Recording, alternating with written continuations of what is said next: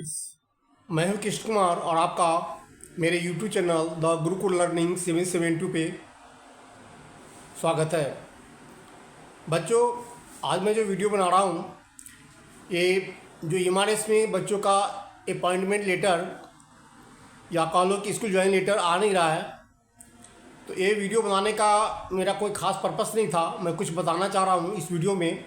आप ये देखो, ये 25 अप्रैल 2024 का ये है अपॉइंटमेंट डिप्टेशन में एक वैकेंसी निकला है नेस्ट की तरफ से।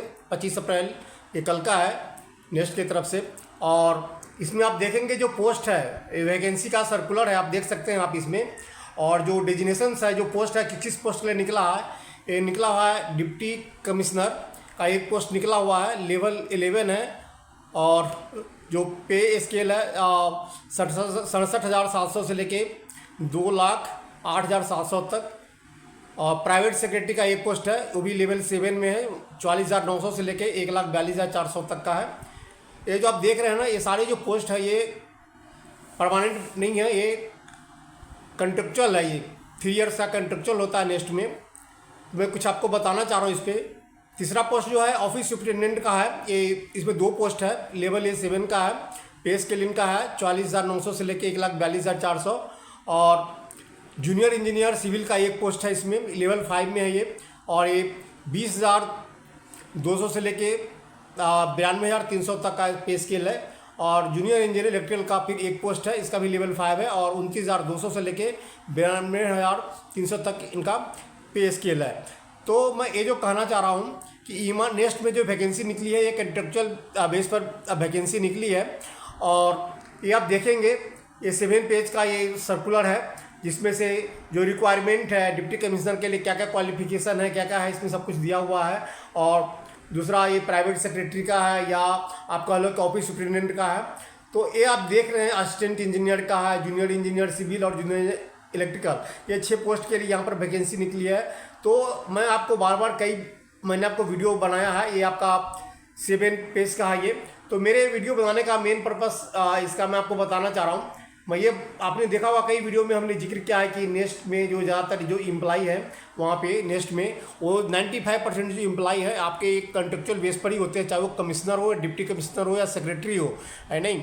तो ये यहाँ पर जो एम्प्लॉई फिलहाल जो है ना, एक कंट्रेक्चुअल बेस पर होते हैं, 3 साल का इनका डिप्टेशन पीरियड होता है। और इसमें सैलरी भी जो नेस्ट में है मंत्रालय की तरफ से अच्छी सैलरी पे की जाती है। लेकिन आप समझ सकते हो कि अगर यही लोग परमानेंट होते तो कुछ उसका अलग रुतबा होता है। और मैनेजमेंट कैसा आप देख ही रहे हो कि फरवरी में जो आप लोगों ने इंटरव्यू कर रहा हूँ, जो आप लोगों ने डॉक्यूमेंट वेरिफिकेशन करवाया था फरवरी में, पीजीटी, टीजीटी या हॉस्टल वार्डन हुआ, लैब अटेंडेंट हुआ, या जैसे का जो आप लोगों ने जैसे का अभी टाइपिंग नहीं हुआ है, बाकी सबका यहाँ पर आप लोगों ने जो डॉक्यूमेंट वेरिफिकेशन करवाया, तो अभी तक आप लोग जो वेटिंग कर रहे हैं। तो मैं ये कहना चाह रहा हूँ कि कई लोग यूट्यूब पर वीडियो बना रहे हैं कि आचार संहिता का प्रभाव है, उसकी वजह से नहीं हो रहा है। ये आपको मैंने पहले भी कई वीडियो में बताया है कि ये वैकेंसी 2023 का था, इसका आचार संहिता से कुछ, कोड ऑफ कंडक्ट से कुछ लेना देना नहीं था।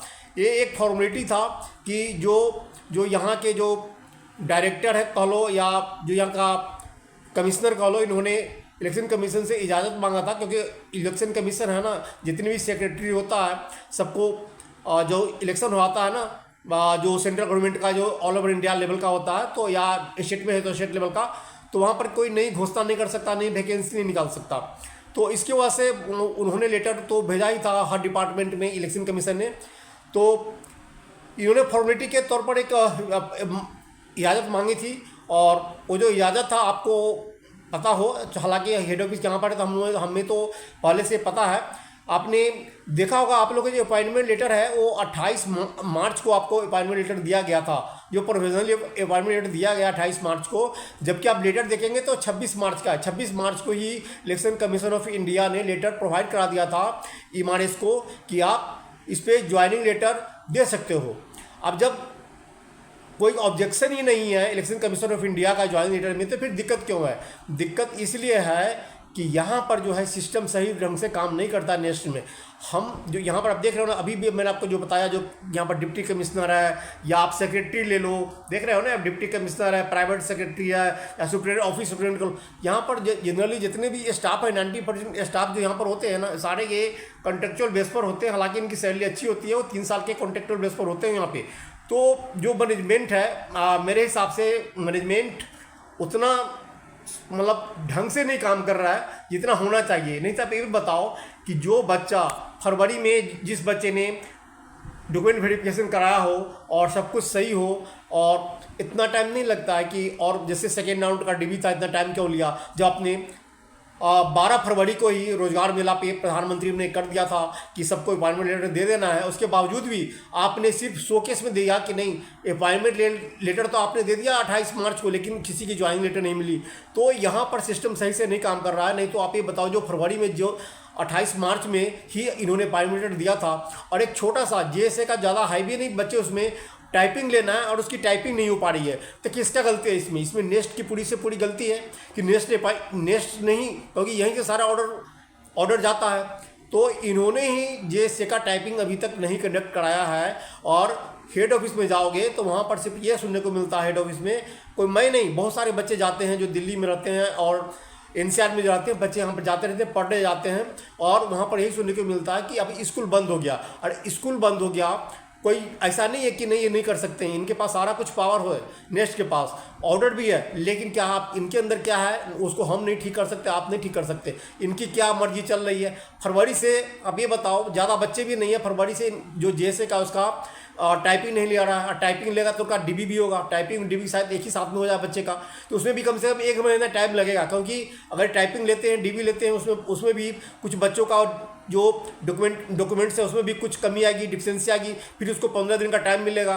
तो ये समझ लो कि वहाँ भी 1 महीने का टाइम लगना है। लेकिन इनकी जो इच्छा शक्ति है, अब उसमें क्या कमी है, क्यों कमी है, ये तो नेक्स्ट को ही पता है इस चीज़ का। लेकिन वहाँ पर जाओ तो सीधे जवाब मिलता है कि स्कूल बंद हो गया, स्कूल जो खुलेगा ना तब सबको एक ही साथ में अपॉइंटमेंट मिलेगा। अच्छा, ये भी क्लियर है पूरा, यहाँ से बोलते हैं कि एक ही साथ में जितने भी पोस्ट की वैकेंसी निकली है, सबों की जो वैकेंसी निकली है सबों को एक ही साथ में अपॉइंटमेंट दिया जाएगा। ऐसा भी नहीं बोल रहे कि चलो टीजीटी पीजीटी जो टीचिंग का उसको पहले निकाल देते हैं, जिसका सब कुछ का क्लियर है, और अगर किसी का रह गया तो उसका बाद में करते हैं, ऐसा भी नहीं है। लेकिन आपके हमारे चैनल पर कुछ बच्चे ऐसे हैं ना, कुछ बच्चों की वजह से हमें कमेंट सेक्शन बंद करना पड़ता है, कुछ बच्चों की वजह से, क्योंकि कुछ बच्चे हैं उनको समझ में तो आती नहीं है, बकवास करना शुरू कर देता है कमेंट सेक्शन में आकर, तो इसलिए कई बार ना हमें कमेंट सेक्शन बंद करना पड़ता है।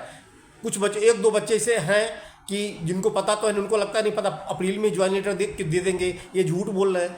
जबकि जो बच्चे जा रहे हैं वहाँ पे, इसका कोड ऑफ कंडक्ट से कोई मतलब नहीं था, फिर भी वहाँ से परमिशन मिल गया था, 26 मार्च को ही मिल गया था, और 28 मार्च को इन्होंने अपॉइंटमेंट लेटर दिया है। पहले इन्होंने बाद में अपॉइंटमेंट लेटर दिया, कि चाहते तो अप्रैल में बच्चों की ज्वाइनिंग हो सकती थी नेक्स्ट, अगर चाहता तो। लेकिन अब क्या दिक्कत है अंदर में, सिस्टम में, जेएसए की टाइपिंग क्यों नहीं हो रहा, जेएसए की टाइपिंग क्यों नहीं हो रहा? क्योंकि जब वहाँ से हेड ऑफिस से ही बोल रहा है कि सबको एक साथ में अपॉइंटमेंट लेटर दिया जाएगा, तो ये तो है कि जिसका सेकेंड राउंड में डीबी था उसमें से कुछ बच्चों का डीबी नहीं हुआ है।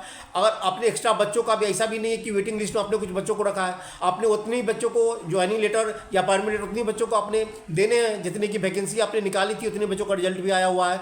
तो अब इसके मन में क्या चल रहा है, क्या सिस्टम है, तो कमिश्नरी को पता होगा यहाँ पे, क्योंकि सिस्टम कुछ जो है यहाँ पर ढंग से काम नहीं करता। जो हेड ऑफिस का है ना, यहाँ पर ढंग का ही सिस्टम काम नहीं करता, कोई जवाबदेही नाम का चीज़ नहीं है। किसको आप कंट्रोल की करोगे? जो मुंडा साहब हैं, जो है उनसे मिलने के लिए अपॉइंटमेंट लेटर चाहिए, और इसके लिए अपॉइंटमेंट लेटर नहीं दे सके। इनसे अगर मिलना है आपको, कमिश्नर से मिलना है या मुंडा साहब से मिलना है, आप उनसे ये पूछने के लिए कि सर ज्वाइनिंग लेटर कब दे रहे हो, तो फिर इसके लिए अपॉइंटमेंट आपको देंगे नहीं।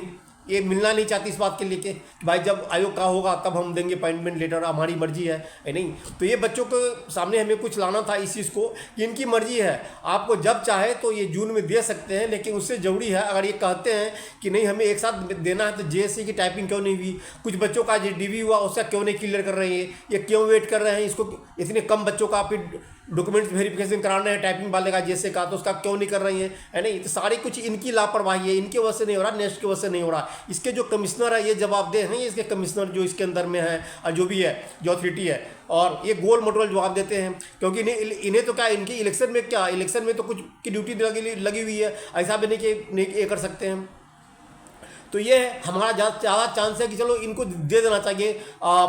अगर जैसे की टाइपिंग नहीं करवाता ये, अगर नेक्स्ट नहीं करवाता है जैसे कि टाइपिंग समझ लो अगर, तो हो सकता है आपका ये डिले भी करेगा, ये नेक्स्ट आपको हो सकता है कि जुलाई में भी भेजे, इसका कोई गारंटी नहीं है नेक्स्ट का। कि अगर जैसे कि टाइपिंग हो गई और जो सेकेंड राउंड का डीबी बैलेंस जो बच रहा है, रेस्ट बच्चों का जो बच रहा है, और उसने क्लियर करा लिया अगर 15 जून से पहले, तो समझ लो कि आपको 15 जून तक आपकी ज्वाइनिंग लेटर मिल सकती है। अगर नेक्स्ट ने जैसे कि टाइपिंग नहीं करा है, अब इसके अंदर क्या है वो तो मंत्रालय ही जानेगा, है नहीं, और कमिश्नर ही इसके जानेंगे, है नहीं, क्योंकि यहाँ पर इसके लिए परमिशन ही नहीं है। हम लोग ने काफ़ी कोशिश किया कि ज्वाइनिंग लेटर के लिए अपॉइंटमेंट लेकर अंदर बात करें कमिश्नर से, लेकिन इसके लिए इजाज़त ही नहीं कि नहीं आप नहीं आ सकते इस बात के लिए कि अपॉइंटमेंट नहीं मिलेगा आपको इस बात के लिए कि कब हम रिजल्ट निकाल रहे हैं। तो ये कुछ कमी है नेक्स्ट का। यहाँ पर सारे सिस्टम जो है ना 95% जो यहाँ पर जितने भी एम्प्लॉई हैं ये कंट्रेक्चुअल बेस पर है। अब इनके क्या सिस्टम है नहीं है उसमें हम अपने इसको ठीक कर सकते हैं। आप वेट करते रहिए कि जून में चांसेस है आप लोग का ज्वाइन लेटर मिल जाएगा, चांसेस है हाँ। लेकिन उससे भी पहले आप ये सोच लें कि आप दुआ मनाएं कि कम से कम जो जैसे का टाइपिंग है और जो बाकी जो बच्चों का डीवी रह गया उसका हो जाए, कंडक्ट कर ले, तभी संभव है। क्योंकि इनका खुद का कहना है कि सबों का हम वैकेंसी जब एक साथ निकाले हैं तो सबों का ज्वाइन लेटर एक साथ मिल लेंगे। एक छोटी सी यह इन्फॉर्मेशन था, आप लोग गलत कमेंट मत करें, कुछ बच्चों को असल में कमेंट बंद करना पड़ता है। जो जरूरी जानकारी होती है हेड ऑफिस से मैं आपको देता रहता हूँ। तो इस वैकेंसी को देने का मुझे खास पर्पस नहीं था, मैं आपको यही बता रहा था कि यहाँ पर भी देखो बड़े बड़े पोस्ट है सबकी, जो यहाँ पर जो देख रहे हैं जो वैकेंसी सर्कुलर जो आप देख रहे हैं यहाँ पर, ये सारे जो है ज़्यादातर 95% जो एम्प्लॉय होते हैं यहाँ पे अभी सारे 3 इयर्स के लिए इनका कंट्रेक्चुअल बेस पर ज्वाइनिंग होती है, चाहे वो डिप्टी कमिश्नर हो या इंजीनियर हो, कोई भी हो। तो यहाँ पर ऐसी सिस्टम है, तो हम यहाँ रहते हैं तो हमें इस बात का पता है यहाँ पे।